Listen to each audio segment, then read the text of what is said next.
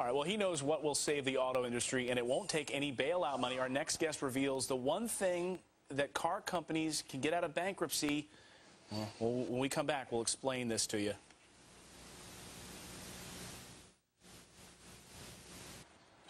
Well, the man with a plan is here. Our next guest says he can save General Motors from bankruptcy if they would just follow his advice. And he is the Christian car guy, Robbie Dilmore. He's joining us this morning. Robbie has worked in the industry himself for over 35 years. Your dad also worked for GM as well, right? You even owned a car dealership yourself. Now, you say the plan for GM, one of the most basic things is that they need to make a $10,000 car and still make profit on it. Here's the problem. How are they going to make profit off of a $10,000 car? Well, the beauty is they have all these resources, but they need to think through a different kind of box. You know, they've been thinking, we need to make an expensive car because we make more profit, and, you know, our problem is our profits. We got a profit problem.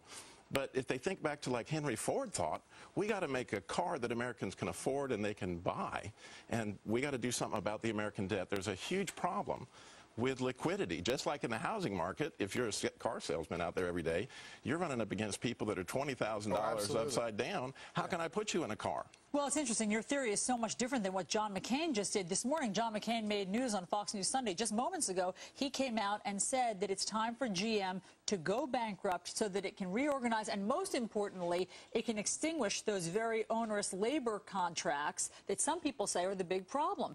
Can GM, as you suggest, make a $10,000 car and make a profit with those labor contracts that are so expensive still in place? Well, what they've got to do is we've got to raise up a leader that can put everybody together. The labor's got to be involved in it. You know, the unions are a big part of it. What Henry Ford did was put people to work. All this job-cutting stuff, that's not the way to get out of a depression or a recession, is people have to work in order for that to happen. So we need to build a car that will sell across the world. The Koreans are doing it. They got a car. The reason why they're making market share, and who's gaining in the market currently, it's the least expensive car. Well, if we could come underneath them with our resources, and of course we're going to have to work with labor, we're going to have to work with government, we're going to have to do something about excise taxes and all these things to say, okay, let's all get on the same page and let's make a car that is absolutely competitive. Is that the car people want? $10,000 car? Is that what people want? Wouldn't you love a beautiful car that seated 5 people, that got great gas mileage? Wouldn't you love that? And your payments, instead of being... Well, sure, but I'd love to make $10 million a year, too.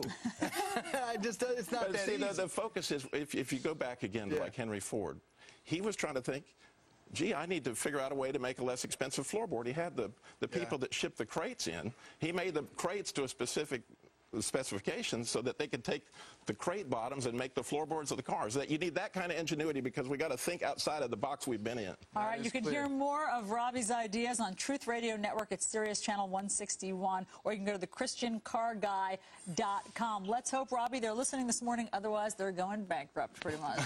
Thanks so much, Robbie. Thank you. More Fox and Friends in a couple of minutes. Reading your emails on all the stuff.